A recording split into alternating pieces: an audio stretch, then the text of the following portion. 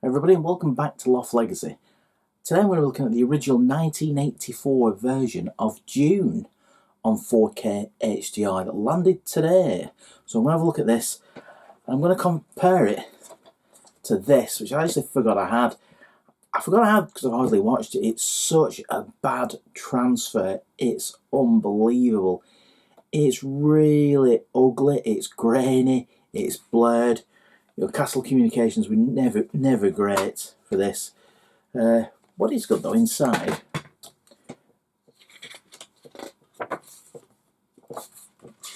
the quality of the book is better than the quality of the disc,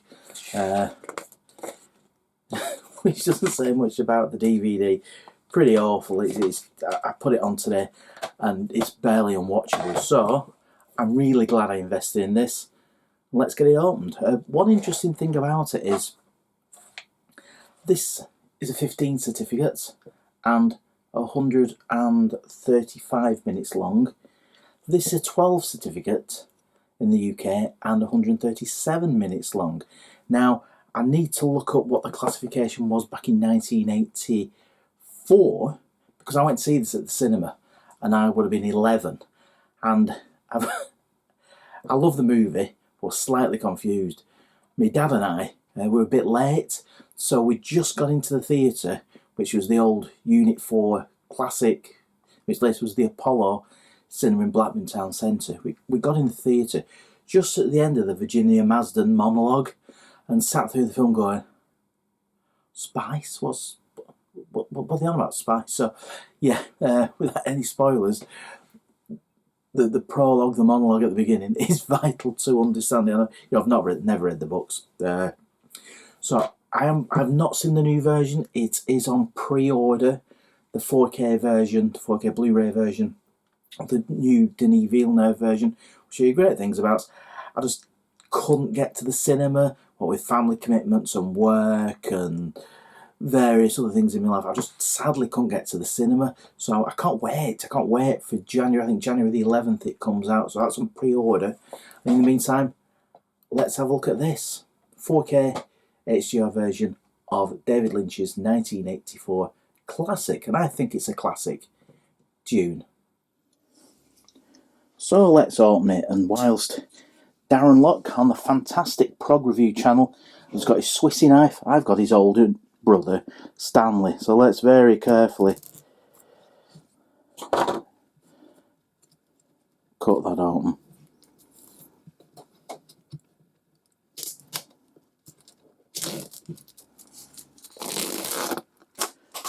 So the HDR sticker is on shrink wrap. Best sound in the world. Shrink wrap coming off, and there's a little sticker over the case. I'm gonna leave that on. Wow, that's fantastic. So that's the box. Ooh, wow. Got some theatre cards, some postcard size theatre cards. Let's have a proper look at these.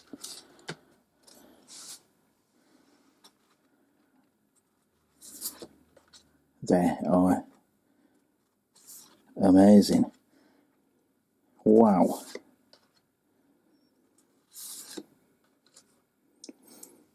You got to remember what a cast. What a cast. Max von Sydow, Patrick Stewart, Cal MacLachlan, Jürgen Prochnow, and many more. It's such an amazing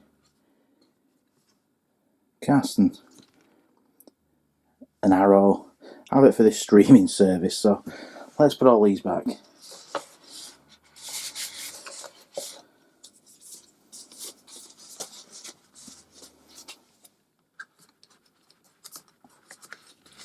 So 2 disc set. Get the postcards back in. Here we go. Oh, there's a lip on there. Get the postcards in. That's pretty neat. So there's 4K HDR and also a Blu-ray bonus disc.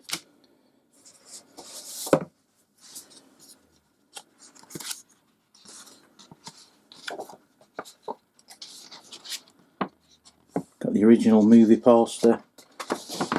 Let's open it up.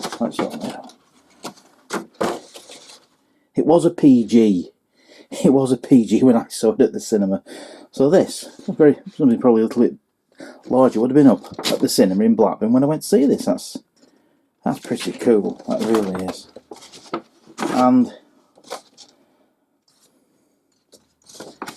the artwork for this release on the back of the poster. That's really nice. I do believe that,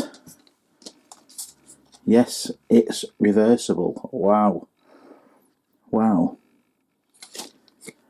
Don't know why, because it's going to be in the outer box, but it's the cover, the same cover on the reverse to the nasty old DVD. And there's a book published by Arrow. Wow. And some essays.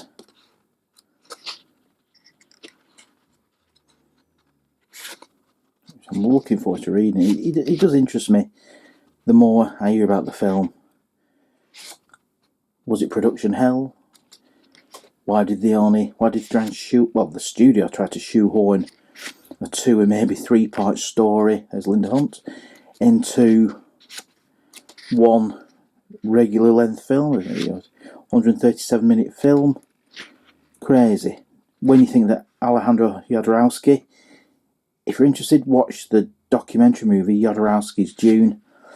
The version he tried to make in the 70s was going to be, I think, 10 or 12 hours long. Wow. With Salvador, there's David Lynch. I think he had a cameo, didn't he, as one of the Spice Miners. Yeah, Jodorowsky's Dune. Orson Welles as the Baron, and Salvador Dali as the Emperor, who was going to charge $100,000 per hour, and they were going to take an hour to film all of his scenes. There's a terminology, and I believe at the first cinema screenings there was a glossary, a Dune terminology glossary. Interesting. Well, that's a really nice set. And I'm going to go and watch it. And I will comment further in due course. Okay, I watched it. What do I think? It's an excellent transfer. It's really crisp. There's a nice amount of film grain on it. It was released in 1984, so the film grain's remains pretty good. What I didn't like is the uncompressed original stereo soundtrack. It was extremely flat, even from the initial monologue. It was really flat. So put it onto the DTS 5.1, and the film just went vroom. I wouldn't watch it any other way. The stereo, didn't enjoy it at all, and I put it back to the stereo once or twice just to see what it was like. Did not like it, and I know that's the way the film was released, but I think we're all used to watching films in 5.1, and I've got an Atmos system, and that's the way I like to watch films. So the 5.1, especially compared to the uncompressed original stereo, was very nice and very wide, and that's the way I'm going to watch it in future. There's some special features on the 4K disc, but these are the legacy ones, or the older ones. There's the DVD with this. There's some new documentaries. I watched a bit of one.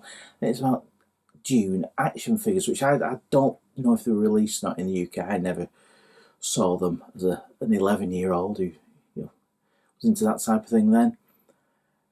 But they look pretty cool. But what a strange film to make action figures from. But it's quite a fun documentary. And also there's a documentary about Toto making the soundtrack. It's kind of interesting that Dino De Laurentiis previously, a few years before, got Queen to do the soundtrack to Flash Gordon, and now he's getting Toto to do the Dune soundtrack. And it's quite interesting that they say, we didn't want to go for a traditional movie soundtrack, and it's quite atmospheric, and the soundtrack fits very well to the movie. They did think that it was going to be the next Star Wars, but interesting that they had a choice to either score Footloose or Dune, and the album for Footloose, I've no idea who scored that, not seen it, never seen it, sold 100,000, sorry, 100 million copies or something ridiculous anyway. Not 100 million copies, but it sold a lot anyway. It was quite funny.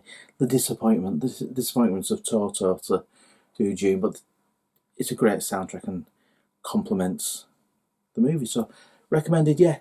The Dolby Vision. The Dolby Vision does make some of the special effects look rather flat, especially when there's a matte painting. I know some of the spaceships aren't the most 3D rendered.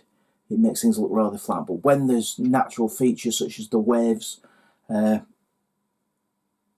waves in it or any water, it looks fantastic. And also, there's a lot of black costumes on, whether it's the Harkonnens or the Fremens in the desert suits. Anything, of course, black, it really stands out. So in Dolby Vision, it's very good. It's HDR10 compatible as well, but I watched in Dolby Vision and it was pretty good. So there's that, and yeah, Dolby Vision DTS 5.1 made a very enjoyable and immersive viewing experience. Some people love the film, some people hate the film. I love it. I saw it when it came out in 1984 at the cinema, and it's a film that always, I've always been pretty interested in and always enjoyed it. People think it's a hard film to watch. I've always found it's a really enjoyable film to watch with an amazing cast. So I recommend this UK, people in the UK, this Arrow video release. If you've got 4K, I would recommend the 4K for David Lynch's 1984 classic, and it is a classic of Dune. Stay safe, everybody. Thanks for watching, and see you soon.